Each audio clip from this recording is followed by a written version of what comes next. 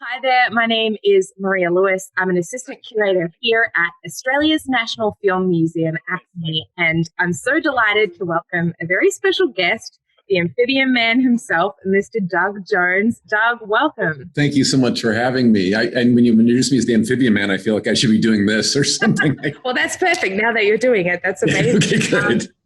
I'm such a colossal fan of your work, and you're so prolific. I mean, you've been in literally hundreds of film and television projects over your career, and there's about 1,000 things I want to ask you about. But I guess the best way is sort of to start kind of at the beginning. I mean, some of your most iconic monsters have been those in Guillermo del Toro films, going all the way back to Mimic from 1997, a personal cult classic favorite of mine. And I'd love to know how you two first established that working relationship, because not only does it seem really fruitful, but it seems really creative and organic as well. Well, thank you for even noticing such things. That's very sweet of you.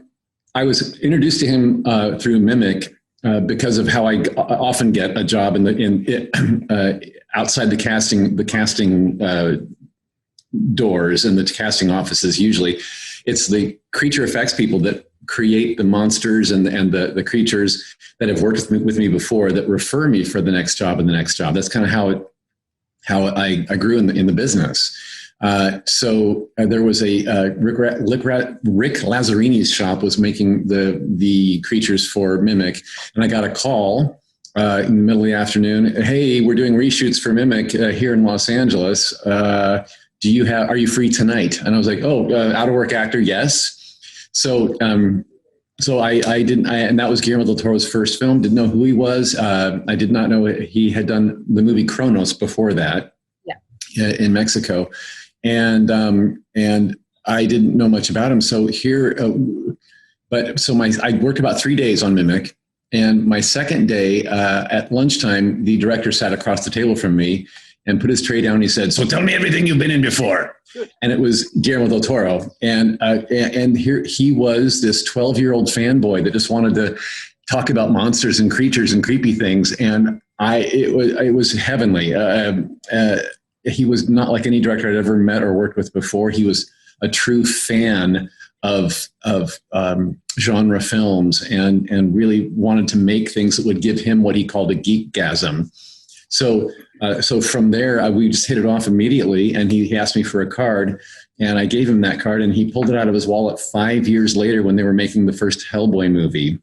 So I got a call for Hellboy 1 to play Abe Sapien, and that's the movie that really cemented our relationship as actor and director, that we understood each other. And he's the kind of a director that every actor that he has, he directs differently. He knows what set of buttons each of us carry and what to push to motivate us. And we're all different. He absorbs people, and he figures out your quirks and your strengths and your weaknesses, and he knows more about you than you do within minutes. He's a genius. Yeah, I mean, no disagreement there. He's my favorite filmmaker. So I think there's a reason people really connect with his work. And I imagine you coming across his path and his coming across yours would have been like a mutual holy grail moment, because he's the dream director for somebody in your line of work, and you're the dream performer for a filmmaker like him who specializes in monsters and stories of the other. Yeah, he's a lover of monsters, and he talks about them with such reverence, as though it's almost his religion. Yeah. I mean, giving an emotional and powerful performance that connects with the audience behind so much makeup and so much prosthetics is not just a rare skill. It's one that you specifically have honed over the past 30 plus years of your career. You're not just a guy in a suit. It's so much more than that. And I was curious as to whether you felt like there are certain things or certain conditions that need to be in place to help enhance you and give the best kind of performance that you can on a set. If you're an actor who's wearing layers of rubber and glue, it does help to have an athletic mentality as well, and an athletic physicality. You do have to be in the best shape of your life. That's what's kept. I'm 60 years old now, and I'm in great shape because I keep getting jobs that require something of me. So I work out of fear, basically, that I'm going to fall apart if I don't. so, because, when you go through, for instance, for the Hellboy movies, I was in the Abe Sapien makeup, just getting the process done to look like Abe took 7 hours a day. Once you've finished a full workday, before your workday begins, there's a certain amount of energy that you have to muster up. So pushing through that fatigue and those physical challenges to then find your dialogue, your relationships, all the things that an actor's supposed to think about. You're doing double duty that day. And then the cleanup takes another 2 hours at the end of the day, and then you maybe sleep 4 hours before you start all over again the next day. Yeah. Now, in The Shape of Water, I played another amphibian man, another fish guy. How many actors can say they've done that twice in their career? I think here he is, but that process only took about 3 hours a day to get ready because it was more suit than makeup. A suit is something you slip on and zip up the back. Whereas a makeup is something that's painted on or glued onto you. So the amphibian man from The Shape of Water was a kind of a combination of both. From the neck down was pretty much slip on and zip up. So then they glued on the neck and face, and then there were mechanics built in for the gills and the thing and oh gosh. So there were it took a lot of construction to make me happen, but they could do it in 3 hours a day, which made the Shape of Water filming process a bit more bearable just because of the time. Yeah, and I did want to ask about that because Abe Sapien in Hellboy, personal favorite character of mine, but the film is called Hellboy, right? So he is the central character. And of course, you played two characters in Pan's Labyrinth, in the terrifying pale man and the fawn, and you're also in the strain. Yes, oh my God, exactly, haunting stuff. And you're also the ancient in the strain. So when it came around to doing The Shape of Water and Del Toro pitches this to you as essentially a love story that's built around your character, was it an immediate hell yes for you, basically? Was that an exciting conversation? I couldn't say hell yes fast enough, because we were actually working on Crimson Peak at the time. I played two of his ghost ladies in that. And one of my days off, he asked me to come into his office and meet him at lunchtime because he had something he wanted to talk to me about. And I was like, oh my gosh, am I in trouble with the school principal? What's happening? So I get into his office. He's like, shut the door. I'm like, oh, wow, this is really private. So that's when he told me my next movie I'm going to do after this is a smaller one. He was going to leave the studio system and kind of make his own movie again, which he hadn't done since Pan's Labyrinth, which I had such a glorious ride with him on that. So I was tickled pink to hear that he was making an art film for himself again. And then when he started explaining the creature he wanted me to play, I was like, oh, another fishman. So this is, he goes, this is the romantic leading man of the movie. So I was like, that was a head scratcher, right? How many filmmakers would make a monster their leading romantic man? And because so many monster movies in the past, almost all of them have had some kind of a love interest, where there's a hint of connection between the monster and a human, whether it's King Kong or the creature from the Black Lagoon or Frankenstein or Dracula. It's like there's always some kind of hint of like, ooh, but it could never be, so it never is, until Del Toro gets a hold of it. and then of course he made a monster movie where the monster does get the girl. And boy, did he! So it was. So that's what he was wanted to talk to me about, was the love story. And he said that he wants actor Doug Jones, not creature performer Doug Jones. And I thought that was a really huge compliment that he trusted me with my acting ability, because he said that you really have to connect heart to heart with the lead actress in this.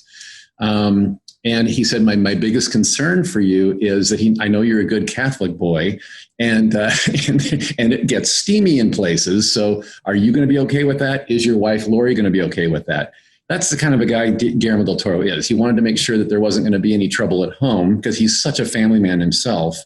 And so but then he pitched the story to me and told me how it was going to go, and how the story would unfold, that your viewers are going to see tonight. And so I was sitting there listening. Like, he didn't have a script written yet at this time. This was like 2014 that he was having this conversation with me.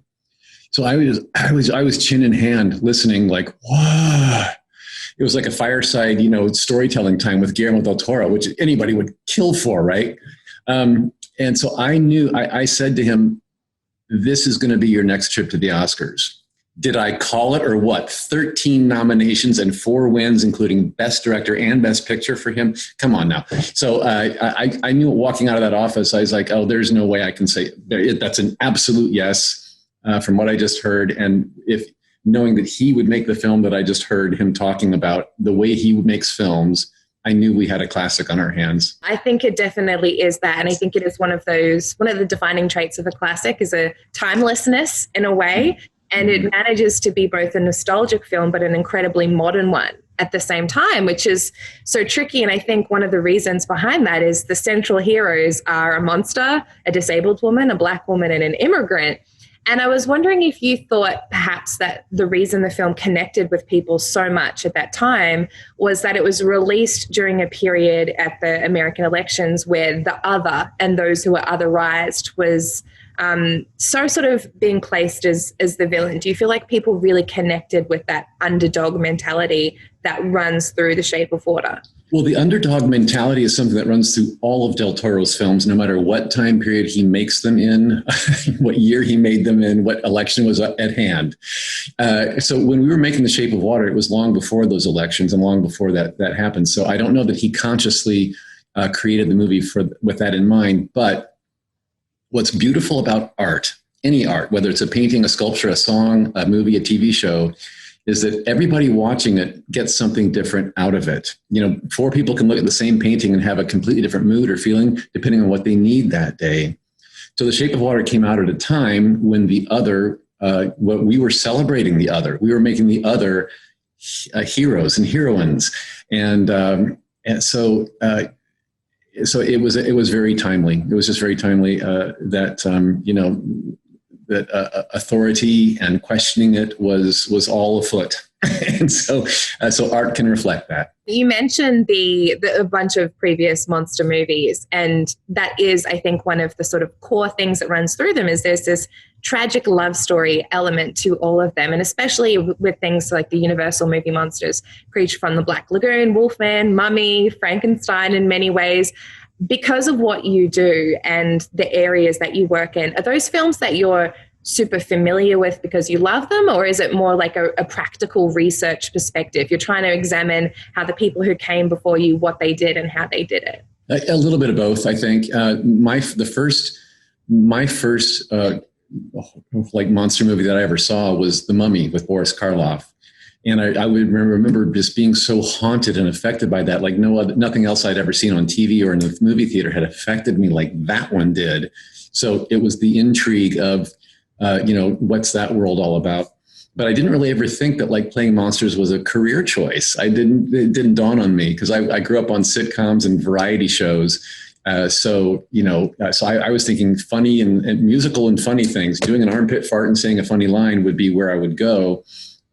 Little did I know that I would end up, delving into the world of monsters and creatures. And when you're a character actor like me, I'm not a romantic leading man in my human form.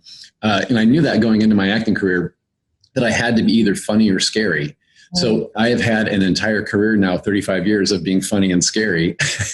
And so when you're given a monster character like the amphibian man from The Shape of Water, that's has a little bit of frightening element to him, but then you tilt your head and go, wait, he's kind of sexy. And then there's a love story that unfolds in front of you that's like really touching and heartfelt and beautiful. And turns out that he's a hero and he's got godlike powers. And it's like, how did that even happen? So that was something I did not see coming in my career at all. Yeah, I remember the award season online movement for the sexy fishman quite well. It was a real pop cultural touchstone, I got to say. Yeah. Historically, Hollywood hasn't been great at recognizing people who do the kind of work that you do, have to spend hours in a suit, hours in a makeup chair, go through an arduous physical process. And you mentioned The Shape of Water's Oscar success, but it also had huge financial success as well. Mm-hmm. Do you feel like post Shape of Water, things are changing, that your work is becoming more recognized, and that generally people are having a better understanding for the type of physical process performers like yourself have to go through?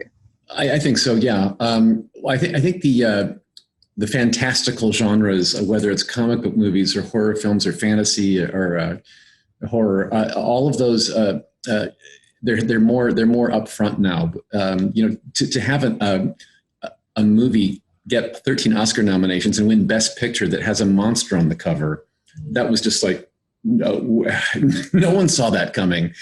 So that did a lot for this kind of fantastical genres. And for me personally too, yes. And I've never needed trumpets blared with my name attached to it. I'm okay with being kind of the quiet guy that can go to a coffee shop and nobody knows who he is. I like that.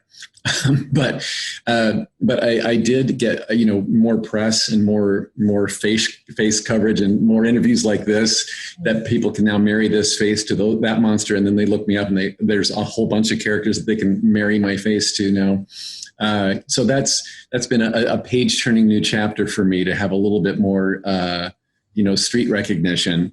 And I'm okay with it. I know how fleeting it is. I'm 60 years old now, so to have this happen for me later in life is kind of like, oh, I know this could be for 5 minutes, and it'll be a fun 5 minutes, and that's fine. It doesn't define who I am. I know there are a lot of Trekkies out there, so I think maybe Star Trek might be the answer. But I was curious about what is the character that people come up to you and speak to you about the most? Like, what is the character that people are like, oh my goodness, you're that guy?